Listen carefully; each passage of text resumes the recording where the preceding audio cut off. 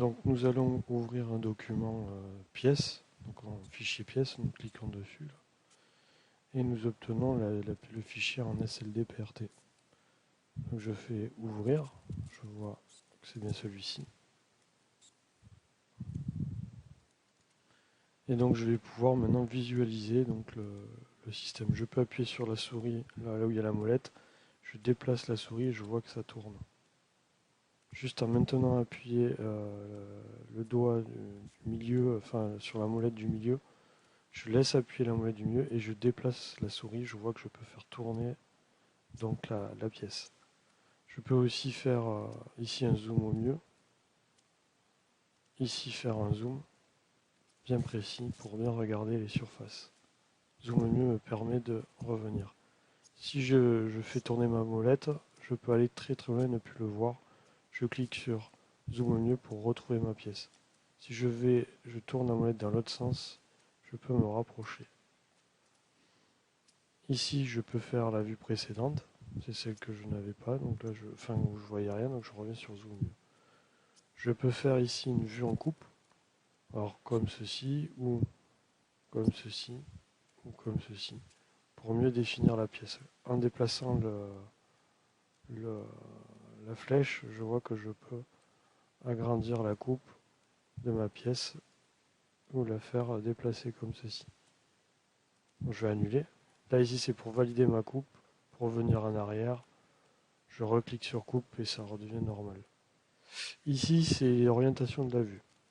Donc je peux avoir ici la vue de face, ici une vue de droite, ici la vue de gauche, ici la vue de dessus. On la voit d'ailleurs redessinée là.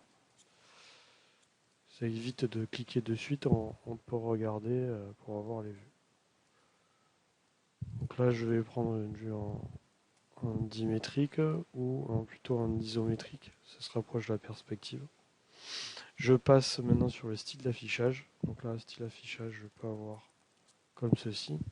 Donc c'est arête en mode image ombrée, c'est ce que l'on voit. On voit des ombres sous l'arête. Ici, c'est image ombrée, donc ça fait un peu plus réel. Ensuite, on a ligne cachée supprimée. Donc on voit que les lignes et les cachées, on ne les voit pas. Quelles sont les lignes cachées apparentes? C'est ça. C'est-à-dire qu'on voit ce que l'on ne voit pas normalement, on le voit en pointillé. On appelle ça des lignes cachées apparentes. Si je reviens sur lignes cachées supprimées, je ne les vois plus. Si je veux tout voir, je passe en image filaire. Donc là, il y a tout. Très difficile à voir. Je reviens donc sur ce type de modèle. On voit bien la définition des surfaces. On peut cliquer sur les surfaces.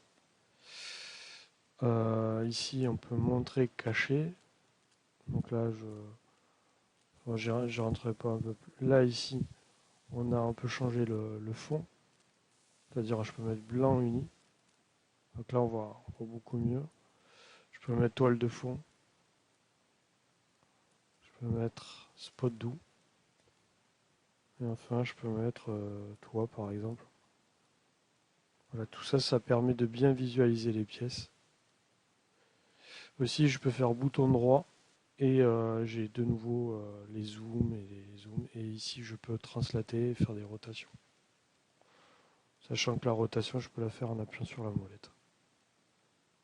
Et en faisant tourner la souris en appuyant sur la molette.